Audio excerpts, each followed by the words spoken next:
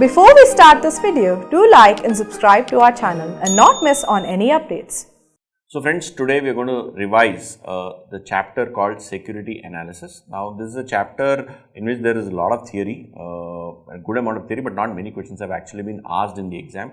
Very basic questions have been asked and there is good amount of practical issues involved. I won't say good amount, actually there are only two kinds of problems. One is about autocorrelation, other one is a run test. There are hardly 5 problems. So students typically consider this chapter as a very light chapter, but believe me, this chapter also has its own specifics or nuances or intricacies. So I would strongly suggest that you don't ignore this chapter, because if they give a question, you will straight away get an 8 mark or kind of a question, which is a run test or an autocorrelation test. And also please note, the autocorrelation test was asked for the first time sometime in 2021 or 22. Till then they had never even asked it.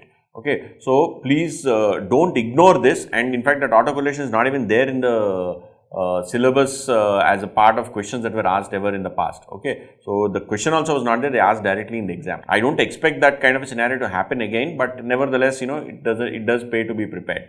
Right, now let us look at theory. From a theory perspective, security analysis chapter, there are 2 questions. Questions have been asked 2 times in the exam. Okay, and both the times it is the same question. There is only one question that has been asked. I will actually take you through that, and of course all the rest of the theory as well. Security analysis, there are about 19 questions, and in fact in the new syllabus they have also added a new topic about equity research. What is equity research? I don't think that's a very big question per se, because it's a very small topic. I don't know why it has even been added when they have not given enough stuff in it. Okay, it's just hardly 5 lines and some 10 tools used by research analysts. So I don't know what is the intention, but anyway, I will take you through whatever it is. Now there are 19 questions plus of course that research analyst equity research, so basically 20 questions. And out of this, 1 question has been asked in past exam, it has been asked twice. So basically research, security analysis, first question is, what is fundamental analysis? Fundamental analysis is based on assumption that share prices depend on future dividends. So basically there are 2 types of analysis, fundamental and technical. Fundamental focuses on numbers, technical focuses on waves and patterns and charts and trends, and basically it uses graphs. Whereas fundamental analysis is basically where you try and figure out, try and go through, understand the company, understand the financials, project the financials, take the dividend streams or take the cash flow streams and arrive at the value of the share. Basically that is fundamental analysis. And what do we say? The present value of future events can be calculated by discounting cash flows. The intrinsic value of share according to fundamental analysis depicts the true value of a share, and share is priced below the intrinsic value, it must be bought. So if as per fundamental analysis, if when you arrive at a price, let's say you arrive at a price of 100. Okay, this is called as the intrinsic value, and let's say in the market the price is 80. So this is below the intrinsic value, so this you should buy. So let's say the price is 120, it is above the intrinsic value, so you should sell. So basically that is what you do when based on fundamental analysis. And the price the shareholders are prepared to pay for a share is the present value of future dividends, and hence they expect to receive of the dividends they expect to receive on share, and this is the price at which they expect to sell in future. So basically fundamental analysis is analysis where it is concerned about valuing the share based on future stream of cash flows, which are basically dividends for shareholders. Okay, and it is a present value of that. The intrinsic value depicts the true value, and if it is low, if the market price is low, buy; if the market price is high, sell. Okay, then what are the components of fundamental analysis? So there are 3 basic components of fundamental analysis. One is economic analysis, industry analysis, and company analysis. Now they are given in great depth, each one of them. So I would rather explain each one of them in depth, and you summarize. If at all this question gets asked in the exam, you provide a summary of each of these things, which is in the economic, industry, and company. So think of it this way: first country, then the industry, and then the company. Okay, so let us look at what is economic analysis and what are the techniques used in it. Basically, what is economic analysis? How do you analyze the economy? So you basically look at growth rates of national income. What is the GDP? How is it growing? What is, is this particular country growing? Is India a growing country, or is it a country which will see better growth rate in future, so on and so forth. Out of that, what are the industries that are likely to grow? Some industries may perform, some industries may not perform well. Then you may have issues like pay commission. So in case of a country like India, whenever pay commission revision happens, suddenly there is lot of economic activity in FMCG stock, not FMCG, I'm sorry, consumer durable stocks or auto stocks, so on. Inflation. If inflation is very high, then people typically do not make big buying decisions. Then monsoons. If the monsoons are very good, then obviously the rural economy will do well, and then that will help certain specific sectors, industry stocks like agri or automotive or two-wheelers or tractors or things like that.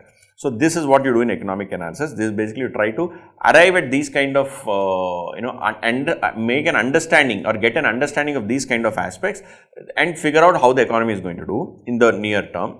And then what are the techniques that you use? There are three kinds of techniques: anticipatory surveys, barometer or indicator approach, and economic model building approach. So basically these are three approaches. They have given it certain depth in the material or the syllabus what is there. I don't think that depth is required. You basically go and ask for very simple. You write 2 to 3 lines about each of them. It is more than sufficient. What you do in anticipatory surveys, you basically go and ask people what do they think, how do they think this is going to happen, the economy is going to perform in the future, what are their expectations from it, so on and so forth. You do enough people ka survey. Second, barometer indicator approach. So there are certain indicators of economy doing well, or how an economy will perform: interest rates, inflation, credit, banking system, NPAs, stock market. So these are all indicators. Some of them are leading indicators, some of them are lagging indicators of the economy. So you actually try and understand these indicators, which will tell you the direction in which economy is going, which phase of the cycle. So a lot of you would have seen this, no? There is a cycle like this. This is boom, this is depression, in between there is recession, moderate growth, like that. So there are a bunch of movements or a cyclical nature of the economy. You try and understand where in the cycle are you. Then third is economic model building approach. So you try and build a model, you try and understand exactly how the economy is functioning, what are the various industries, what are the levers in this economy, and what moves the economy and overall GDP growth rate, how is it arrived at? Probably say split the total country's growth into, or country's national income into agriculture, industry, services. From each of them, how much will you grow, what is the growth prospect, so on and so forth. Like that, you probably try and build an economic model. So if you write this about this, I think it is more than sufficient. Then what is industry analysis and what are the techniques used in it? So industry analysis is trying to estimate, just like the way we did for an economy of a country, we are trying to figure out what is likely to happen to an industry. What are the prospects? Is it positive? Is it negative? Is it going to grow? Are there any headwinds? Headwinds means anything that works against it. Positive, negatives, right? So industry analysis, the basic profitability of any company depends on the economic prospects of the industry to which it belongs. The factors affecting industry analysis are as follows. First one is product life cycle. So what happens in product life cycle is, in early stages there is high growth and probably high probability, in medium probability in maturity stage, and sharp decline in last stage of growth. So once the industry matures and it becomes sort of a commodity, so then that particular industry, everybody will have low margin. So it is very important to understand in which life cycle stage is the particular industry currently. So if you think of sectors like, let us say, telecom, they are mature or probably last stage. If you think of sectors like e-commerce, probably they are in middle stage. If you think of sectors like power, they are also again probably in mature stage. So like that, you have to understand what stage your specific industry is in. Then demand supply gap. So if there is excess supply, the prices will come down. If there is excess demand more than supply, then your price you will always have price power. You can command price. Barriers to entry. If there is high profitability in industry, everybody will come. But if there are barriers, like they can be regulatory barriers, technological barriers, IP, intellectual property barriers, or the first mover advantage, things like that. If there are any large barriers, then that particular industry, may survive. However, if there are no barriers, anyone can walk in, anyone can walk out, then obviously it becomes very difficult for anyone to survive in that industry. Government attitude, if there is a lot of regulation, very tough, right? Competition, in competition, what is the thing? How is it extremely competitive? What kind of competition is it? Is it too many players, fragmented market, or is it oligopoly? Is it monopoly? You have to understand. And why will that be important? Because it will define the market leadership. It will define whether foreign players can come in and attack, and whether there is any product differentiation between so many competitors. If there is no differentiation, then it's a commodity. If it's a commodity, then it is in the large stage, basically means margins are low, right? Then cost conditions and profitability. Profitability depends on cost control measures, production capacity and level of CapEx required for productive efficiency. So, the profitability not only depends on the price, how much you can charge, basically how much margins you can earn, but also depends on the cost aspects also, which is basically how much can you control cost, what is the capacity, how can you effectively utilize the capacity. Then technology and research. Industries which update themselves have a competitive advantage over others in terms of quality and price. So, this is what I was telling you. So, in industries with high technology, right? So, you have always have to be at the forefront of technology, and the people who are at the forefront of technology will always earn higher margins. What are the techniques used in industry analysis? Regression analysis, and in regression and input and output analysis. Regression analysis is very simple. All of us know regression, simple linear regression. I explained to you in one of the earlier chapters.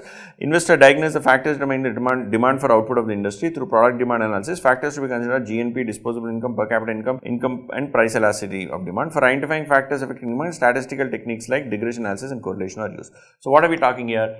Basically, if in case of when you're trying to use regression analysis, you are trying to arrive at the growth rates for the industry by linking it to GDP, by linking it to what are the thing, per capita consumption, disposable income. So, you use a multiple sets of factors and arrive at some sort of an equation which will give you how the industry will grow. That is basically what is the regression analysis. Then you have something called as input-output analysis. It basically talks about flow of goods through and services through the economy, and intermediate steps in production process such as goods from raw material stage to final consumption. So, basically, what is the input, what is the output? Is it at the input raw material stage, or is it the input at intermediate stage, or the output is in the intermediate stage? What is it and how is it actually going to, for this particular, where does this industry fit in? Does it have lot of raw materials, or is it dependent on directly lot of intermediate produce, or it produces goods which are intermediate produce for some other industry? Those aspects help you analyze how this particular industry is going to behave. Okay. Next, what are company specific factors considered in fundamental analysis and what are the techniques used? First one is book value of share. All of us know net worth by number of shares is book value. Book value is based on historical. Book value represents intrinsic worth of the company. Size and ranking. Numbers like net capital employed, net profits, ROI, sales can be compared with other companies, and you can arrive at a relative size compared to your peers and figure out whether you are in a leadership position or not in a leadership position. Then sources and usage of funds, what is the debt structure, debt equity structure, how is the company getting its cash flows, how is it deploying, how much is it for long term investments, how much is for short term investments.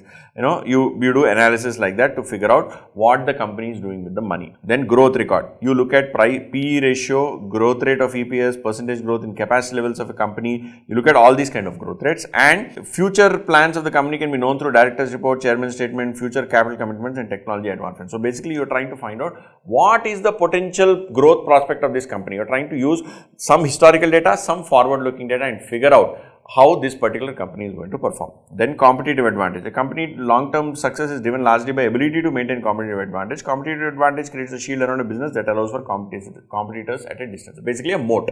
What is the moat for your particular business? What is the advantage that you have which others, new entrants will not get, or new people who are joining or new people who are trying to start may not get, or other competitors of yours may not get? How will you get this? Probably you will have regulatory advantage, or you will have the quality of the people, or the technology that you have built, or just sheer size. So, now it is very difficult for anyone to compete with Amazon or Reliance or Facebook or Google, right? They have become too huge. So, that itself is a moat. Or people who are at the forefront of technology. So, it is very difficult to compete with people like that, ChatGPT. Very difficult to compete. They have gone ahead of everybody else. Right. Then quality of management. Quality of management must be seen with respect to, with reference to experience, skills, integrity, investors' confidence in the management vis-a-vis relationship with investors, dividend policy and financial performance. So, you have to understand how the quality of the management is, because that is a very, very clear identifier of the possible growth potential of the company. Then corporate governance. Effectiveness of corporate governance depends upon compliance with SEBI, quality of disclosures, quality of independent directors. This is a very, very key aspect in today's day and age when there are a lot of corporate frauds or people suffering of money. So, if you know that the quality of management and the governance are very good, then people typically take bets. So, examples are companies like HDFC or ICICI or Asian Paints have very, very high quality management. Okay. Then pattern of existing shareholding. So, existing shareholdings would allow the company also to figure out, to allow an analyst to also figure out who are the owners of the company? What is driving? If it is very largely FIS, then you probably will have a professional management. If there is some family business involved, how much do they hold? Do they hold too much stake or do they hold too little stake? So you have to figure out things like that. Then location in labor, location of the company's facilities, then labor management relations, availability of raw materials, skilled labor, nearness to markets, state of labor management relations. So this is largely for manufacturing companies where, location near ports, location near major consumption markets, location near major input raw material market. So it depends on kind of company or kind of industry. So how do they have any locational advantage and how are their labor relations? Then marketability of shares. So they should trade actively, the shares should trade actively, just listing is not sufficient. Speculative, how much is speculative interest in a particular script and where it is traded, volume of trading. So you also, even though it is fundamental analysis, you try and analyze what is happening to the currently the share volume, or who are the people who are trading shares. Is there a lot of speculative activities? Is it part of futures and options segment? If it is part of F&O, what are the volumes? Are F&O volumes indicating some change in direction or something, some other news which you are not aware of? So you have to do all that analysis as well. And what are the techniques that you use here? You use correlation and regression. You try and find out correlation or regression between various economic factors, industry factors and the prospects of the company. Let's say company sales, correlation with overall industry revenue. Company sales, correlation with GDP or national income. So things like that. The main advantage of such analysis is determination of forecasted values along with the ability to test the reliability of estimates. Trend analysis, basically you figure out a trend, find out a trend on how it is growing and figure which way things will go. Decision tree analysis, a range of values of the variables with probabilities of occurrence of each is taken. The limitations are reduced through decision tree analysis and use of simulation technique. Decision is taken subsequently with probabilities attached to each sequence. So this is one technique which I explained to you, decision tree analysis, in one of the earlier chapters. Advanced capital budgeting decision chapters. We have understood this. So this analysis can also be used to figure out how this company will actually move, or how will its business grow, or how will it function as an organization. Now let us look at the next question. What is technical analysis and what are its assumptions? So technical analysis, basically, as I explained to you, is all about charts, trends, patterns. So it visualizes the actions of market participants in form of stock charts. Patterns are found with charts and these patterns help a trader identify opportunities. It is primarily used for short term, and a technical analyst attempts to answer two basic questions. Is the pattern identifiable? If yes, when will the pattern reverse? Okay, this is a super important question. Same question has been twice. Same question has been asked twice in exams earlier. So this is the only question that has been so far asked from this chapter. So I would strongly suggest that you study this particular question. Then assumptions in, what are the assumptions in technical analysis? First of all, market discounts everything. All information, public, private, is available in the is reflected in the price of the market, price in the market. Rational and irrational aspects. There may be a lot of rational and irrational things which determine the price or direction. We don't know. You just have to follow the market. Price moves in trends. So there is always trends. There is bull trend, bear trend, upward trend, downward trend, so on and so forth. Once a trend is established, the price moves as per the trend, and history repeats itself. So price tends to repeat itself. The market participant consistently react to the price movements remarkably similar way every time price moves in a certain direction. So these are the fundamental assumptions in which a technical analysis works. Then come to question number 7. What is Dow Jones theory? Dow Jones theory was introduced to the world by Charles Dow, who also founded Dow Jones Financial Service, Wall Street Journal. This theory is built on two indices, DJIA, the Dow Jones Industrial Average, and Dow Jones Transportation Average. Now these may or may not be relevant today, given that industry or transportation do not form a major part of the global index. Technology stocks like Amazon, Microsoft, Meta, Google, right, these are the ones that actually capture that have a larger market capitalization, Apple and so on and so forth, right. But however, it pays to understand the particular concept. There are these two indices, Dow Jones Industrial Average and Dow Jones Transportation Average. It is, Industrial Average is a stock market index that tracks 30 public companies, and Transportation Average tracks 20 transportation stocks traded in the US. As per this theory, market is in an upward trend if one of the indices advances above an important high and is accompanied or followed by a similar advance in the other. So basically, if they move together, if one of them moves and the other one follows suit or something, then market is in a trend. So if one of them moves up, other also follows, then it is in a bull trend. If one of them falls and other is also falling, the market is in a bearish trend. So this basically is the Dow Jones theory. What are trends as per Dow Jones theory? So as per Dow Jones theory, at any given time, the market has 3 trends. They are primary trend, secondary trend, and daily fluctuations. So primary trend is the main trend. So if you look at this diagram now, you will be able to understand. this particular thing, this whole thing, big box is called primary trend. Then this primary trend lasts for 1 year to 36 months, commonly known as bull or bear if it is upward, downward. And volumes must confirm the trend. Low volume signals are a weakness in the trend. So, if volumes are also good and the direction is up, then it is bull trend. Volumes are good and the direction is downward, then it is a bearish trend. What is secondary trend? Secondary trend is basically this, where it probably moves up and down. It is shorter in duration. The primary movement is in opposite direction. So, if the primary movement is up, this particular thing is in down. Primary bull trend is upwards, the shorter trend is actually slightly down. It lasts from 2 weeks to a month or more. Then you have something called as daily fluctuations, which are everyday fluctuations. These are narrow movements from day to day. These fluctuations must be carefully studied as they go to make up the longer movement. So, daily fluctuations only become the your secondary trend, right? What this particular theory proposes is, Charles Dow proposed the primary trend would have 3 moves, namely as follows: bull phase, bear phase. Had 3 phases. In bull phase, you have knowledge phase, earnings phase and excess phase. And in bear phase, you have distribution phase, public participation phase and panic phase. So, if you understand this, if you understand this second diagram, what is here, you will understand this theory very well. What they say is, in bull phase, people are accumulating knowledge, okay. So, far-sighted investors such as FIs, domestic investors, institutional investors, mutual investors invest in this phase. They are basically in this phase. Then, they invest before the earnings grow. So, earnings phase, then earnings actually happen. This is the second phase and public starts making investment. So, before the smart people invest before the stock goes up. As the stock is going up, you have the second set of people who invest. Then excess phase, speculation is high in the market, knowledge investors exit. So, what happens? Everything is in a hype, mania, everybody thinks it goes up, I want to do something. So, the earnings are great, phenomenal, this, and then the price reaches a very peak. At that time, the smart people exit and all the retail investors get stuck. This is the bull phase. Then what happens in bear phase? You have distribution, public participation and panic. Distribution is when these smart investors exit. Then public participation, this is when normal public sells off. Okay, then panic. This is basically the phase where people who are dumb, people who don't know anything about the stock, who don't know anything what is happening in the market, they exit. They exit without having clarity. They think that this company is going to die, let me exit. So, they exit the market. So, this is the panic phase. So, this is the first part is bull, this part is bear. This is what Dow Jones theory basically states, right.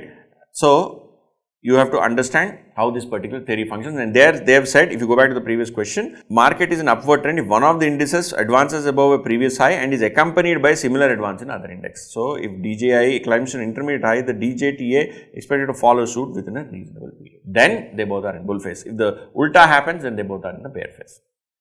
Let's move to the next question.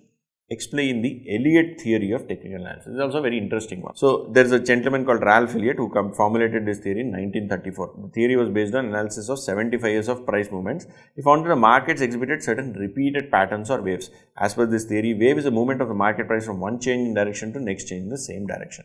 So, there are 2 kinds of waves, impulsive patterns and corrective patterns. Impulsive are basic waves, corrective patterns are reaction waves. If you look at this is the impulsive phase. This is the corrective phase. So, this also looks like bull bear on, that is what it is. Impulsive phase, these waves shall move in the direction of the basic movement. The movement can indicate bull phase or bear phase. These waves are against the basic movement, the direction of the basic movement. Correction involves correcting the earlier rise in case of bull market and up moves in case of a bear market. So, you see here 1 to 5, this entire part is upward trend. A to C, this entire part is downward trend. Wave 3, you can call this as an upward trend only if this wave is bigger than this or this. When I say bigger, you see the size, big, that's all. Then wave 2 is less than wave 1 and wave 4 is less than wave 3. So, if this follows this pattern, then this is particularly called as an upward trend. Same way, ulta happens in case of a downward trend. Okay, so this is what this Elliot wave theory is all about. Next, something that is very, very important, which I think they will ask or they should ask at some point of time, explain the random walk theory. What is the random walk theory? According to this theory, prices of shares can never be predicted. It is random. They move left, right, center, random walk. The reason is price trends are not result of any underlying factors, but they represent a statistical expression of the past data. And there may be periodical ups or downs in share prices, but no connection can be established between two successive peaks and troughs. That is, high peaks means high price of stocks, troughs means low price of stocks. So this theory basically says the prices cannot be predicted; they moved at random, and history tries to determine future. And there is some statistical tools that are involved, and there are maybe periodic ups and downs, but no connection can be established between two subsequent movements, two successive peaks. Then we look at what are various charting techniques. I will explain this in detail. You have line charts, bar charts, candlestick charts, point and figure charts. Okay, these are various kind of charts. While this may not be an important question, but I think that this is something that is there as part of this particular chapter. So what are the various charting techniques? You have this line chart, simple line chart. You basically plot which way the price is moving along with the volume. That's all. Then there is something called as bar chart. A bar chart basically has bars. These are the bars. Okay. So if you look at this, the left hand side indicates opening price, right hand side indicates closing price. The top is highest, this is bottom. Same way, opening price is higher whereas closing price is lower because it's on the right hand side. You basically draw a bar chart which basically shows which way direction. It not only shows the overall trend, but it also shows every day what is the high, low, what is the opening price and closing price. Okay. Then you have something as candlestick chart, Japanese candlesticks. What are these candlesticks? Basically an empty candlestick versus a filled candlestick. An empty candlestick basically says that the closing price is higher than the opening price, whereas a closed candlestick says opening price is higher than the closing price. So if you have lot of blacks or lot of filled candlesticks, it basically means that opening is consistently higher than closing, meaning it is closing lower than opening, meaning the price is going down every day. Whereas if you have a consistently lot of empty candlesticks, it basically means that every day it is opening it higher than previous day's close. Okay. Then you also have something as a doji candlestick. A doji is a candlestick pattern that looks like across as the opening price and the closing price are equal or almost same. When looked at in isolation, a doji indicates neither buyers nor sellers are gaining. So if it is consistently black, it means that bears are winning. If it is consistently empty, it means that bulls are winning. If it is consistently like this, where open and close are almost at the same price, then it means that the market lacks direction. Okay. This is called as a doji candlestick. This is called as a doji candlestick. Then what you have point and figure chart. So basically in a point and figure chart, what you do is they are more complex than these line or bar charts. They are used to detect reversals in a trend. These charts do not consider passage of time. For plotting a point and figure chart, we must first decide the box size and the reversal direction. So what you do is for every 1% up move, you plot an X, and for every 3% down move, you plot an O. So you keep plotting X and O like this, and then you see which way it is going. Basically, it gives you some kind of a trend. Okay, these are the three kinds of charts that are available. Let us move to the next question. What are various market indicators? So what are the market indicators? There is something called as market breadth. There is something called as volume of transaction. There is something called as confidence index, and then there is something which is called relative strength index. There is something called as odd lot theory. Okay, these are the 5 kinds of market indicators. So I will explain to you each one of them.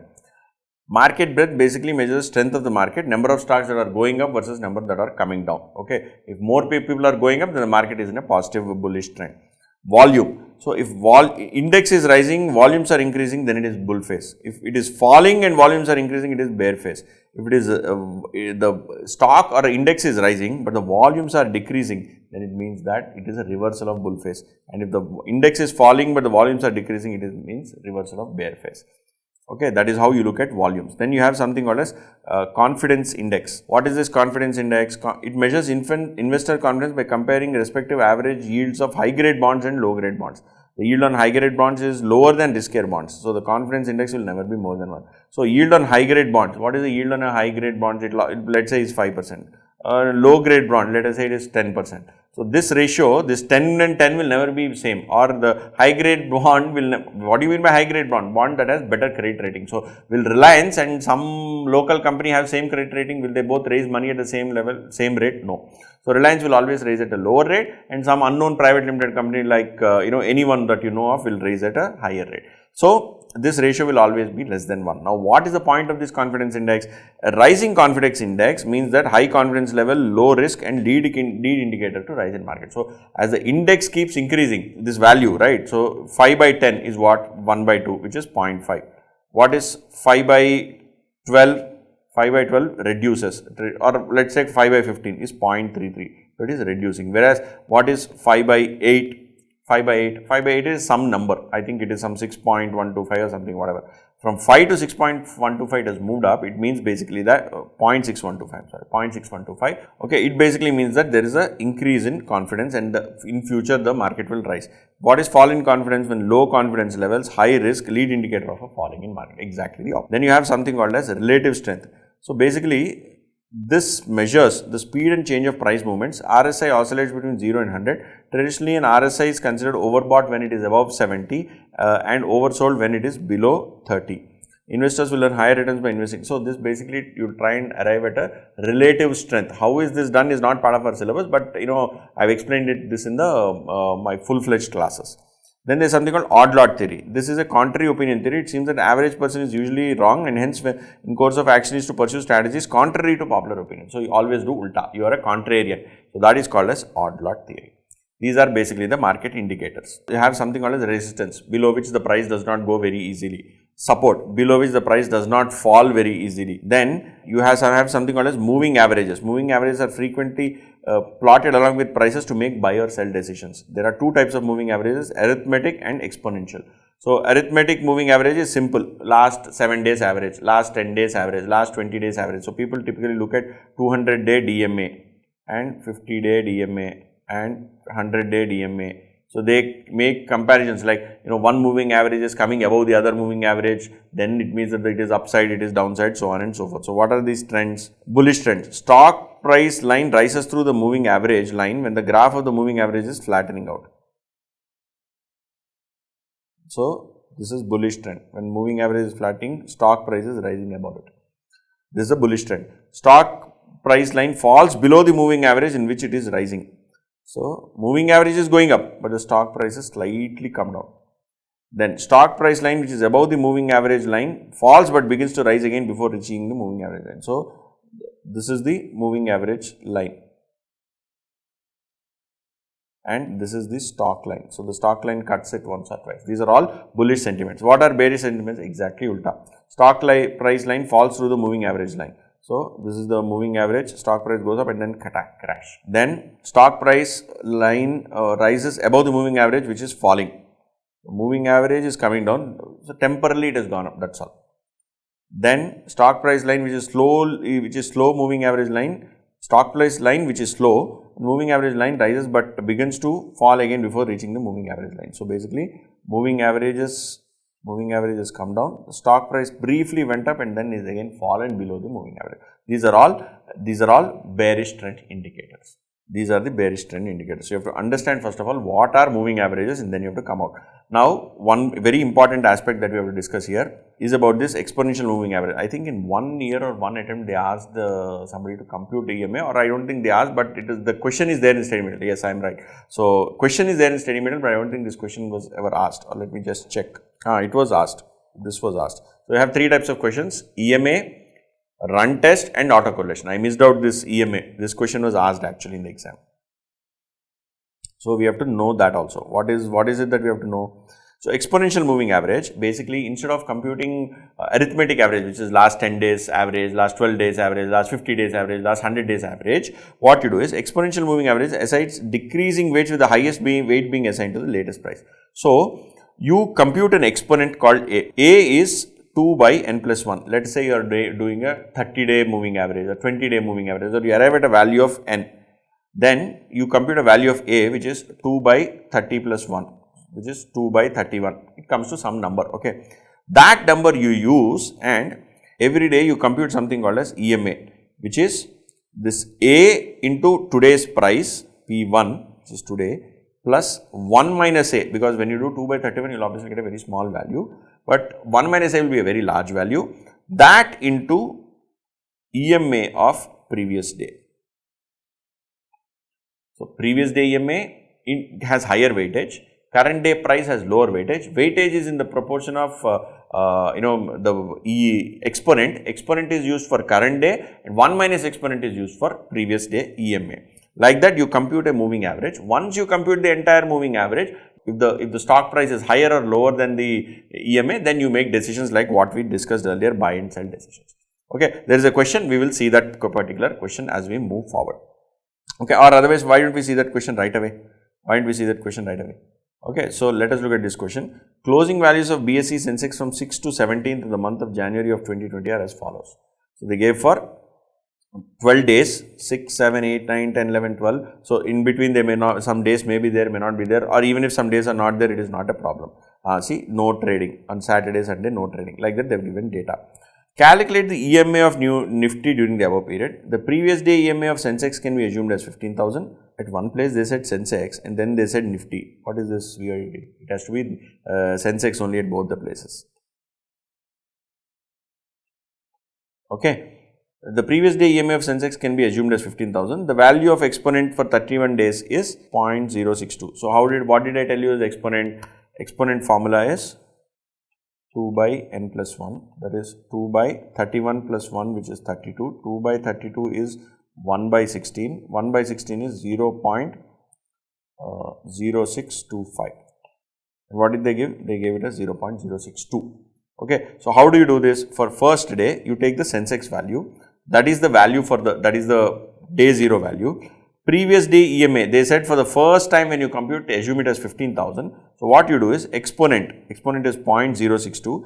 You multiply 0.062, which is current days with current day's price, and you multiply 15,000 into 1 minus 0.062, you get a value called 14,970. Same way you keep doing for every day. So let's take this day. Previous day EMA is 15,130. So that 15,130 comes here. With 17,000 you multiply 0.062. With 15,130 you multiply 1 minus 0.062. Like that you get a value called 15,246. So what basically is happening is this current day's price has having a small impact. Now like this, when you compute, you basically have computed the EMA. Now they have not asked in the question, but what is the direction or where is it going? So if you see on the last day, the index is at 18,000, whereas EMA for the day is only at 15,000. So the price is much higher than EMA, so it is basically a bull phase. Okay, it looks very obvious when you look at 14,000, 15,000, 16,000, 17,000, 50, 18,000. Obviously, we know that price is going up. But when you compute it using EMA, you have a technical basis for that. That's all. Okay, so this is the question that you can ask. It was asked, I think, once in the exam. It is there in the study material. Okay, let us move back to the next question. So, what are these price patterns, or what are basically these trends that we are talking about, which can be analyzed in technical analysis? Though there is no specific question that has been asked or that is there in the material, I think it pays to understand what are these price patterns. So you have something called as a channel. Channel means basically it's a movement with both sides being very clearly defined, both edges being defined. So if you have upward, this is an upward channel and this is a downward channel.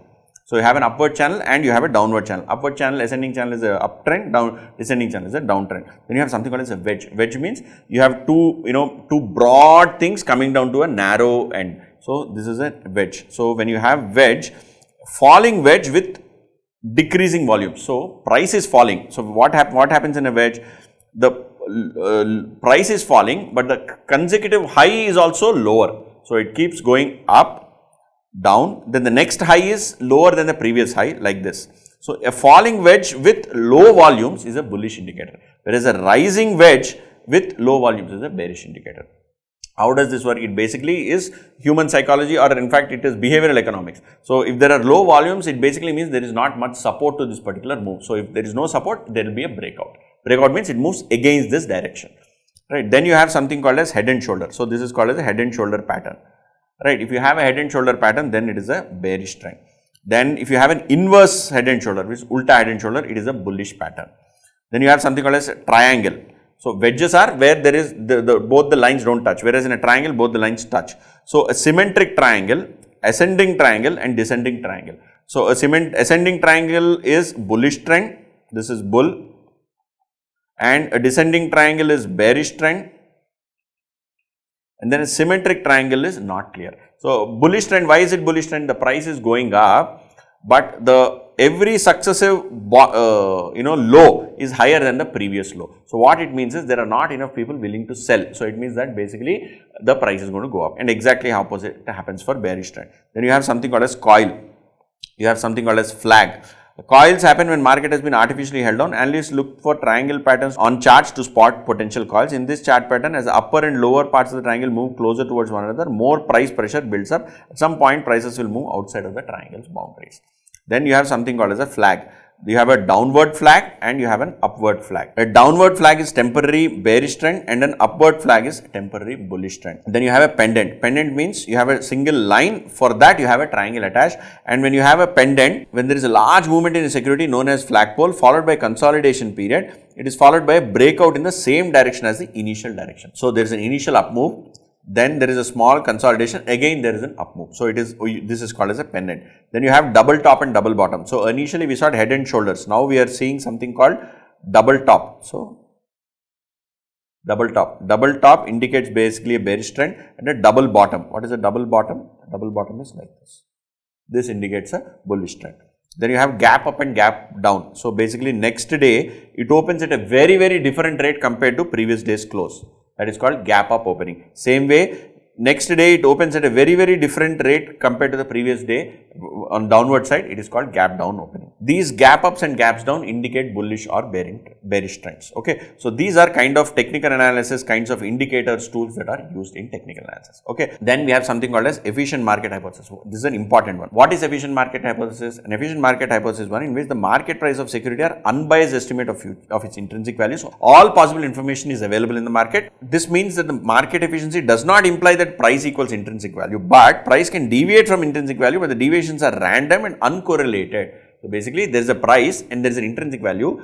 The deviations from intrinsic value are very random. You cannot find out how or why it is so different. Randomness of stock price is a result of efficient market that is caused due to following reasons.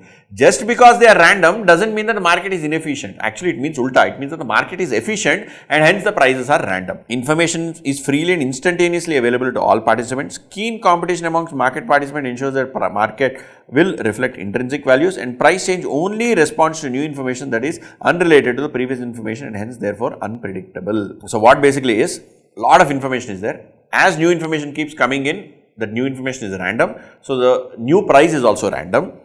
There is a lot of competition in market participants. So hence each one comes out with new analysis, new research, new information, which is random. Right, and price changes is response to the new information. So these are the underlying reasons why in an efficient market the price movement is very, very random. Then what are the misconceptions of efficient market hypothesis? This is a good point what we discussed. Market has perfect forecasting abilities. No, because it is efficient does not mean you can forecast. The hypothesis merely implies that prices reflect all available information at that point of time. Does not mean that market has it does not mean that one can perfectly predict the future. As prices tend to fluctuate, it does not reflect fair value. Unless prices fluctuate, they would not reflect fair value. Future is uncertain and market is based on continuously changing new information. So prices have to consistently change because new information is coming out at every point of time. Lack of competence of FIS, DIS and portfolio managers. Market efficiency exists because these people are doing their job and hence new information is coming out based on which the market is reacting. Stock market is irrational due to random movements. No, if the investors are rational and competitive, price changes are bound to be random. If all of us take our own decisions based on some logic, then we will have a price, somebody else will have some other price. Okay. What are the challenges to this efficient market hypothesis? Following are the challenges. Information is neither freely available nor rapidly transmitted to all participants. Human information processing capabilities are limited. It is generally believed that investors' rationality will ensure a close correspondence between market price and intrinsic value, but that is not true. And powerful institutions and operators can always influence the price. The efficient market hypothesis, like all theories, is imperfect and limited description of the stock market. Most academic researchers consider efficient market hypothesis a seminal breakthrough supported by considerable empirical evidence. So what they are basically saying is, it is a theory, it is not 100% perfect. There are misconceptions and there are reasons why those misconceptions are incorrect, but there are some challenges. That is, such a perfect market does not exist. All human beings are not necessarily rational. The market may be monopolistic in nature. Some big people may influence the prices. And we cannot process all available information that is for us to take a price decision. Okay, so these are the challenges to efficient market hypothesis. Then what are differences between fundamental and technical? Very, very clear. Fundamental depends on, it is measured by economic, industry and company analysis, but technical analysis is based on historical data, price movements, volume, open interest. Rules: prices of a share discounts everything, prices captures everything. So that is a fundamental distinction. In a fundamental analysis, you discount all future cash flows. In a technical analysis, the price captures all available information as on today. Usefulness: if the fundamental analysis is more long term and technical is more short term. What are various forms of efficient market hypothesis? This is also a very important question. Eugene Farmer suggested 3 forms of efficiency: weak, semi-strong and strong. In a weak form of efficiency, prices reflect all information in record of past prices, volumes, rate of return, etc. This means there is no relationship between past and future prices. So basically this reflects all past information. In a semi-strong form of market, it is slightly better. Only public information is reflected, information is reflected in the price. In a strong form, public as well as private information, both are reflected in the price. So these are the 3 forms of market efficiency. Next, last question, 19th question: what are various tests to determine levels of efficiency of the markets? You have serial correlation test, which is the auto correlation test that I was telling you about. You have a run test, which is what we are going to solve about, and you have something called as a filter rule test. These, if a particular security's prices follow, or they are able to satisfy any of these 3 particular tests, the market is at least weak. Please note the words at least weak, which is why when we run the autocorrelation test and this run test, we say that the market is at least weak. It may be semi-strong, it may be strong also, but it is at least weak. I will explain to you these tests in slightly greater depth as we move forward. Semi-strong market, they have done event studies, portfolio studies and time series analysis to figure out what, whether a market is semi-strong. In case of a strong market efficiency, it is evaluated by analyzing returns of corporate insiders, stock specialists and security analysts. Let me take you through slightly in depth of each of these aspects. First one is serial correlation test. What are we doing in a serial correlation test? You are basically trying to say previous day price and current day price are not linked at all. This is exactly ulta of our moving average, EMA, right? There we are saying that there is some linkage. Here we are saying that there is no linkage. So if the price change in one period correlated to price change in some other period, if such autocorrelations are negligible, that is they are very small, the price changes are serially independent, the market exhibits at least weak form of efficiency. Studies employing different stock, different time lags, different periods have been conducted to detect serial correlation, but no significant correlation has been discovered. If correlation is low, at least weak form of market efficiency exists. If correlation is high, it is an inefficient market. How do you find out correlation? First you find out the covariance.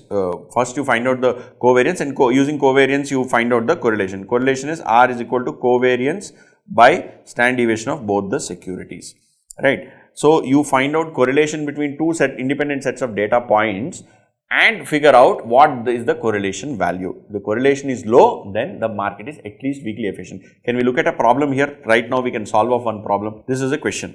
Closing value of TCS for the month of Jan and August 21 are as follows. So you have a set of values from 30th August till 30th August, 2nd August to 30th August, then 1st Jan to 29th Jan. So you have a set of days. How many days? 1, 2, 3, 4, 5, 6, 7, 8, 9, 10, 11, 12, 13, 14, 15, 16, 17, 18, 19. Okay. What you have to do is, when you come to the solution, first you plot the data from bottom to top. That is 30th comes on the top because it is dependent on the previous day's price. Okay. So you first take all the closing prices, change from the previous day. You always figure out what is the change in absolute terms. Now here in this particular question, they took actually the absolute change. When you do autocorrelation test, you actually do it on percentage basis. You don't do it on absolute change. So see here 3720. Let me clear this. 3720 and 3701. From 20 to 1 it has fallen. So basically some 19 points. You don't take it as 19 points, you take it as 19 upon 3720, whatever percentage that comes, that probably comes to I think some 0.5% or something, right? So you should actually do the serial correlation test for percentage points. If they ask you in the exam, do it. If they have said do it based on prices, do it based on prices. But logically in real world, whatever I have seen, it is always done on percentage return. Okay. So you find out all the changes. Okay. Then you compute an average of change, which comes to 25.45. You take average of all these changes, it comes to this much. So you have something called as X, you have something called as X bar. X bar is basically the mean. Subtract from each value the mean. So 18.75 minus 25.45, which is 40 minus 44. Like that, you do x minus x mean for all of them. Then you do x minus x mean whole square. What does this resemble? This resembles your standard deviation formula. That is what we are going to find out. There are 19 data points. You found out the average or mean as this. You found out the x minus x bar whole square. You did sigma x minus x bar. You are doing all this for August, please note. Sigma x minus x bar, then you do sigma x minus x bar by n, then which is what you get as variance, then you do square root of variance, you get the standard deviation. So here in this case, these are all very lengthy, painful, dirty problems. Honestly, that is my opinion, okay, because you should do this on Excel. There is no point doing this on pen and paper because you will tend to make mistakes. Anyway, Institute in its infinite wisdom has chosen to ask, so I am nobody to comment on it. Okay, so you have x minus x bar whole square and then you compute the square, you get a standard deviation value. What will you do with the standard deviation value? Wait. You complete this part, then do the same exercise for January also. Do this for January. For January also, you plot all the prices, look from the changes from the previous day, find out the mean. You got the mean as 9.72, subtract from the mean x minus x bar, then do x minus x bar whole square, then you will get a bunch of values. When you get bunch of values, you get variance and then you get the standard deviation. So, you got the standard deviation as 52.83 and here you got the standard deviation as 35.24. What are you supposed to do? You are supposed to find out correlation. What is correlation? Correlation is covariance divided by standard deviation of both the individual securities price changes. So, how do you find out covariance? Covariance formula is sigma x minus x bar into y minus y bar whole by n. So, you do x minus x bar, which you found out here, or you call this as y, you call this as x. So, you multiply 44 with 96. So, you will get 4,200. Like that you do for all of them. This is a very painful thing. Okay. So, you do all of this, you add it and then you will get a number which is basically x minus x bar into y minus y bar. That you divide it by n, which is n 19. So, when you do that by n, you basically get a covariance. Covariance is how much? 5819.018 divided by 19. You get covariance of 306.26. Okay. Which is what I wrote here. Then you find out correlation. What is correlation? Correlation is covariance by standard deviation x, standard deviation y. So, that is 306 divided by 35 into 52 or 53, whatever it is. You get a correlation of 16%. Now, what is a good correlation? That they should ideally give in the question. If they have not given in the question, if they have not given this in the question, typically anything that is less than around 35-40 is basically, or even 50, sometimes in exceptional cases, at least 35-40, if it is less than 35-40, then it is low correlation. If there is low correlation, it basically means the prices of the past and the prices of the future are not linked. Here, August and Jan, no, so it basically is some 211 days. So, the past and future are not linked and hence there is no correlation and hence it is at least weakly efficient form of market. Okay, at least weakly efficient form of market, right. What was the specific question? You test the weak form of market efficiency using autocorrelation. That's all. Okay, this is a very dirty problem, honestly. That is why you should do this on Excel or something rather than doing it in pen and paper. Now, let us look at that other question, serial correlation, autocorrelation. What did they say? Mr. X's opinion that market has recently shown weak form of efficiency. In order to test the validity of his assumption, he has offered the following data relating to movement of Sensex for the last 20 days. Please note here, they have given 20 days data, open, high, low, close. You are required to test the weak form of efficiency using autocorrelation test taking a time lag of 10 days. I think this was the question that was asked in the exam, if I am not wrong. So, you have Sensex 20 days. Now, what are we supposed to compute? Autocorrelation lag of 10 days, what does it mean? It basically means today's price is linked to price 10 days ago, yes or no. If it is linked, if they are correlated, it basically means that it is not weak form, it is an inefficient market. If they are not correlated and they are independent, then at least weakly efficient market. How will you trace the correlation? What is the value of correlation? So, you have to find out the correlation between two data points. Data point from 11 to 20 and 1 to 10 and put both of them side by side. So, in this question what you do is, first you have been given data, day 1 to 20, you first write it down in descending order. Descending order means first day 20 and then 20 to 10 and then 10 to 1. Once you sort this, typically you do this for closing values, okay, that is 1. Then, once you put them both side by side, 20 to 11 here, 20 to 11 here, and then 10 to 1 here. Then you count the number of changes. So, because you are putting 10 points, you will have 9 price changes. For all those price changes, find out the average. Then subtract each price change minus average. When you subtract each price change minus average, you get these values. 2.5, 18.82, so on and so forth for first data, and 26 and so on and so forth for the second set of data. Once you do this, x minus x bar whole square, y minus y bar whole square, and you have to also do x minus x bar into y minus y bar. Why do you need to do? Because you need to find out the covariance. So, what you do is, covariance is x minus x bar into y minus y bar by n, you get a value of 182. Then you do also find out the standard deviation. Why? How do you find out the standard deviation? Sigma x minus x bar whole square by n, which basically gives you the variance. So, you find out for each of them what is the variance, then you find out the standard deviation, then you compute what is the correlation. Correlation will be covariance by both the standard deviation. So, here correlation is coming to 40%. As I said, 40% also is just border case. So, you can say that it is weak form of correlation, or no correlation exists. So, and hence it is a weak form, at least weak form of efficiency market is what you can say. Typically, 40 is border case. Above 50 is definitely good correlation. But 40ish also you can say that is not necessarily above 40 also sometimes people say it is good correlation, but I think 40 is fair enough because we are lying at the border. Okay, so this is how you solve this particular question. You can actually look at my video where I have solved this. Anyway, we have completed one aspect. Let us go to the next one. Then you do something called as a run test. This is the second kind of test that we do. What do we do in this? You find out the number of runs. So, let's say the stock is going up. This is one run. Stock is going down. This is one run. Okay, here the direction has changed. So, the run has changed. So, you have positive runs and negative runs. So, each momentum, basically you are trying to figure out the momentum. If it is going up 5 days, then that entire thing is called one run. If it is going down 3 days, the entire thing is called one run. So, let you compute the number of runs. And then you say whether these runs are independent or not. So, what you basically do is, run occurs when there is no difference between sign of two changes. When the sign of change differs, the run ends and a new run begins. That is what I was explaining you. In a market with weak form of market efficiency, runs are independent. The runs are not linked or related.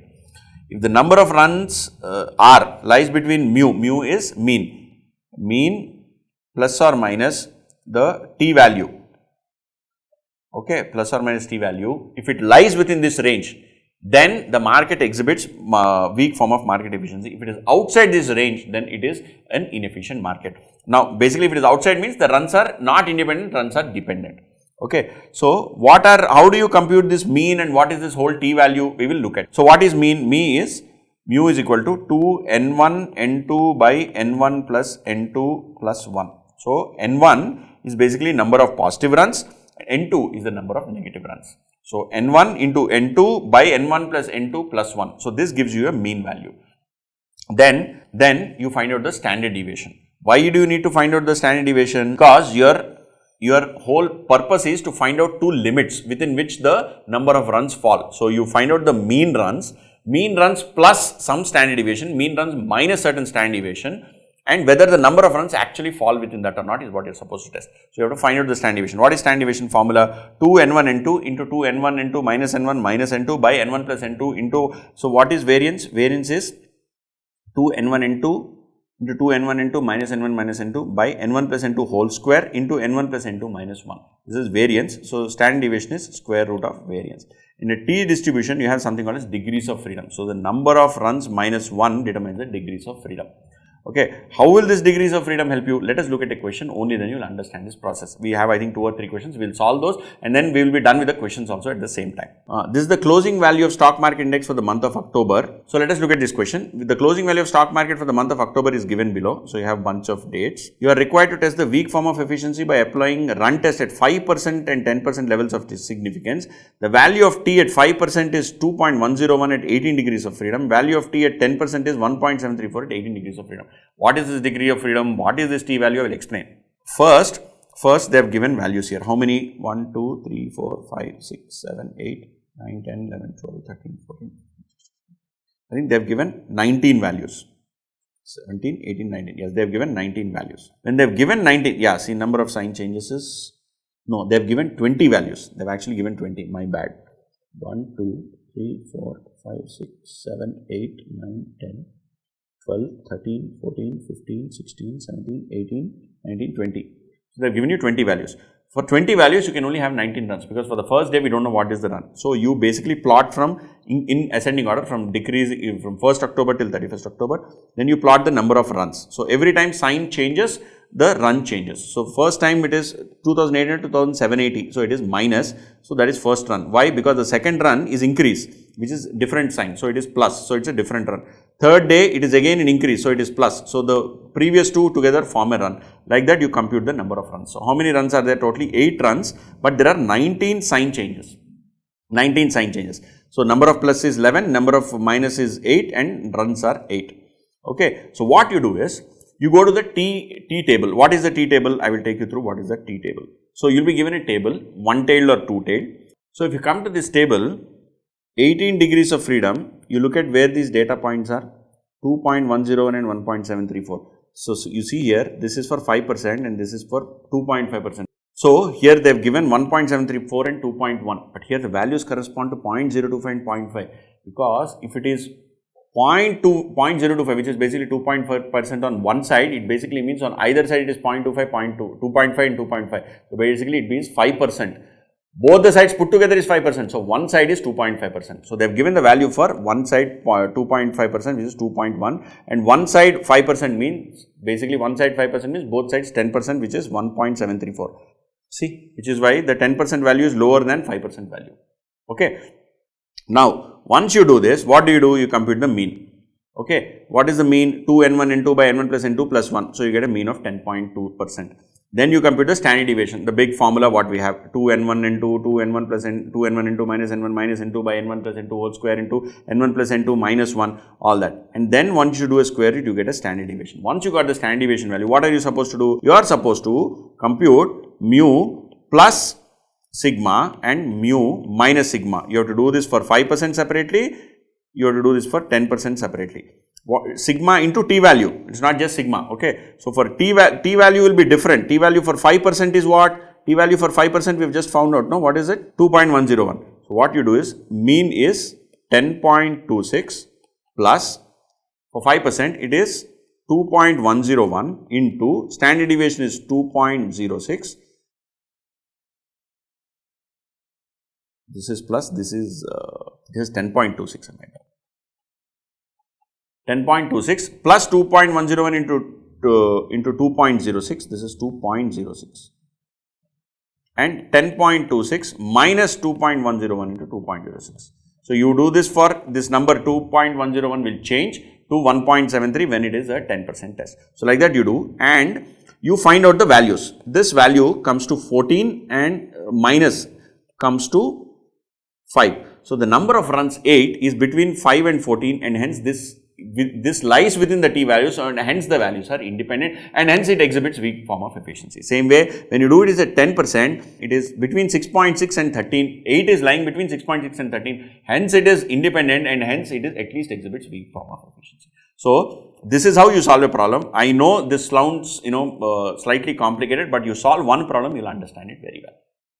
Okay, let us look at one more problem on this. The closing value of TCS stock for a month is given below. For the month of August, you have been given bunch of prices. Those prices again you plot in increasing order starting from 2nd August to 30th August. You have totally 20 data points for 19 sign changes and you have again 8 runs. You have 15 positive, 4 negative, total runs is 8.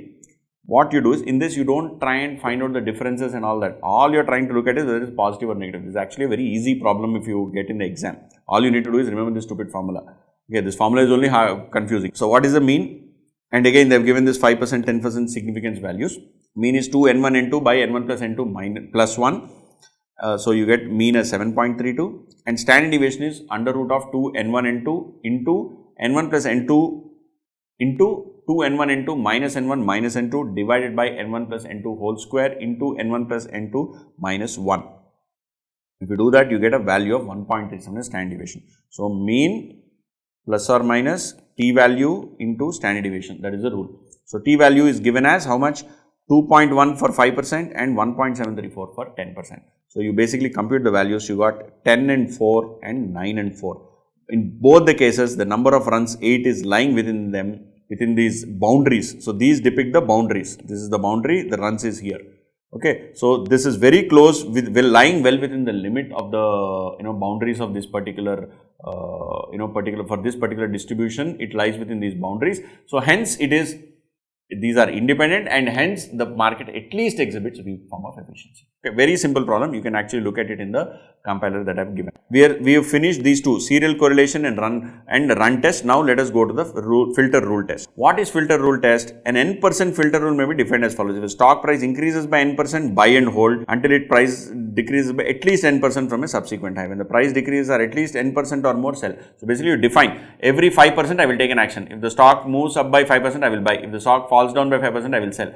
Like that you do, and if the behavior of stock price is random, the filter rule should not be able to outperform a buy and hold strategy. So, if you do this kind of strategy and you compare this with a buy and hold, this kind of a strategy should not outperform a buy and hold strategy. If it outperforms, then it is an inefficient market because there is momentum. Whenever it is moving up, it is moving up. Whenever it is going down, it is going down, and those kind of price changes have to be necessarily random. So, studies suggest that filter rule do not outperform a single buy and hold strategy, particularly after considering commission or transaction. So, they can never outperform a buy and hold. If they outperform, then it is an inefficient market. If they do not outperform, then it is a market is at least weakly efficient.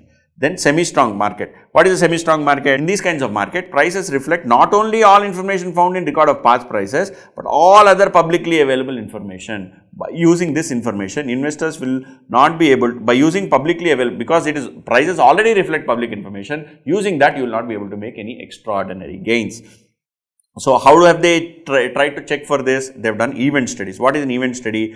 An event study examines market reactions to the excess market returns around a specific information like acquisition or stock split. You identify the event, collect the returns around the announcement date, calculate the abnormal returns around the date, compute the average and standard error of the abnormal returns across all firms, and assess whether the excess returns around the date are different from zero. So, you try and see when you have dividend, stock split, bonus and things like that, try and see the returns around that date. If those returns are random, then the market is semi-strong. If those returns are not random, if somebody is able to, those returns are positive or negative, right, then that particular market is, it's not a semi-strong market. If they are random, it is a semi-strong market. What are the results of event studies? Stock splits. Prior to the stock split, the stocks earned higher returns than predicted by the market. After the split, stock earned returns which were more or less in conformity with the market. So, whatever market expected, got it. Announcement of accounting changes. An accounting change that has no economic significance has no bearing on the stock price. An accounting change that has economic significance is reflected rapidly and rationally in the stock price. Corporate events, the market reacts rationally and rapidly. It reacts rapidly. So, nobody can make an extraordinary gain. Unexpected world events and economic views. Markets react rationally and rapidly to this kind of news. Attack on World Trade Center about GDP growth, money supply, all of these cases, they will react very, very rapidly. Even with all such rapid news, sometimes they will be downwards, sometimes will be upwards. On a cumulative basis, it is random and there is no positive gain that anybody will make. Then portfolio study. Portfolio studies attempt to determine whether public information can be used to predict what stocks will earn superior. Define the characteristic which firms will be classified. Classify firms into portfolios based on magnitude of the variable. Compute return of each portfolio. Calculate the abnormal return in each portfolio. Assess whether the abnormal returns are different across portfolios. So, what you do is, you take low PE stocks outperform high PE stocks even after adjustment for risk. So, this is what they figured out. PE ratio, low PE stocks always outperform high PE stocks. Okay. PEG, an inverse relationship exists between PEG and subsequent rates of return. Empirical evidence relating to this seems to be mixed. So, there is no clarity. Size effect, stocks of small firms on average outperform the stocks of large firms on a risk adjusted basis. These are the things that they found out. Based on these, what did they do? They attempted to determine whether information can be used to predict. Now, these rules they have figured out, or rather these kind of results they figured out some kinds of portfolio. Across portfolios, they found no major difference. So, if you are not finding any major difference, it is a semi-strong market. Then you have time series. Time series starts with an assumption that in an efficient market, long-term historical rates of return represent the best estimate of future rate of return. This analysis determines whether any public information will provide superior estimates of returns over different periods of time. So, dividend yield and stock market returns. A positive relationship exists between dividend yield and future returns. Quarterly report. Stock price adjusts gradually and not rapidly. winner and loser portfolios. It was found that extreme losers become too cheap and earn returns, and extreme winners become too expensive and earn lower returns. Calendar anomalies. Investors sell stocks on which they have lost money in December to get tax benefit, and stock returns tend to be negative over a period from Friday's close to Monday's opening. Based on this, no clear conclusion can be drawn about semi-strong market opinion. All results are mixed bag. So, based on these things, no specific thing can be done because everything is chaotic. Some are here, some are there, some are here. So, no specific conclusion can be drawn. Now, what is a strong market? In a strong market, not only public but even private information is reflected in stock price. So, corporate insiders, people like MD, CEO, chairman, board, they have information. If they are making more returns than the market, they have other information, right? So, corporate insiders consistently enjoy higher superior risk-adjusted returns. Same way, stock exchange specialists, people who are specialists in the market, security analysts, they have training and advantage, all the research analysts and other people. In a market exhibiting strong form of efficiency, nobody will be able to earn superior returns as prices adjust all information. Studies have shown that such kind of hyper-efficient markets do not exist. Our strong form of efficiency can be found in specific stocks of company sectors that are well regulated and are run in a proficient manner. Okay, so these are the things that you have to understand. So, corporate insiders, stock exchange specialists, and security analysis. So, this cannot exist. This is utopia. Utopia means a land in which everything is perfect. Such kind of perfect markets do not exist in the world. Okay, so these are the aspects that are covered in this particular chapter, and then they have added one more new topic, which is about equity research and tools available. Equity research people are basically people who are, CAs, MBAs, engineers or CFAs and all those. They sit and try and predict stock prices based on the, business model. They understand the industry, understand the sector, understand the company, understand the competitors, and they try and create a financial model. By the way, we also given a financial modeling course as part of our AFM. Right. So, whoever is subscribed to our paid course will also get financial modeling course. There we teach how to create a financial model. Using that model, they predict cash flows, they project future cash flows. Based on that, they project future dividends. Based on that, they predict future price. And based on the price comparing to the current price, they say whether you should buy or sell. They give a beautiful detailed report. In fact, in my paid videos, I've actually also showed you some reports and explained because I myself was a equity research analyst at one point of time. So, what happens in this equity research is people do a lot of research about stocks. They stick themselves to specific sectors or, power, gas, telecom, IT, so on and so forth. And they use tools like Bloomberg, FactSet, then you have Thomson Reuters, Market XLS, Stockopedia. They read a lot of annual reports, industry reports, so on and so forth. These kind of, Y charts, business quant, guru focus, so on and so forth. I'm not sure whether they will ask all of this in the exam, but this is something that I've actually given. This is a new question that can be asked, right? But in real life, all these, they use all tools. They spend a lot of time researching about the sector and understanding the company. They do a lot of reading of annual reports. They talk to company, they talk to the management, they talk to other industry insiders, they talk to industry associations, they attend all con calls, they attend all presentations and so on and so forth, and then they come out with their research report. Okay, so this is about this chapter called security analysis. This is the revision of this particular chapter. The links for my compiler formula sheet as well as the theory, both theory and practical compilers and the formula sheet are available in description. Please go through them and study well.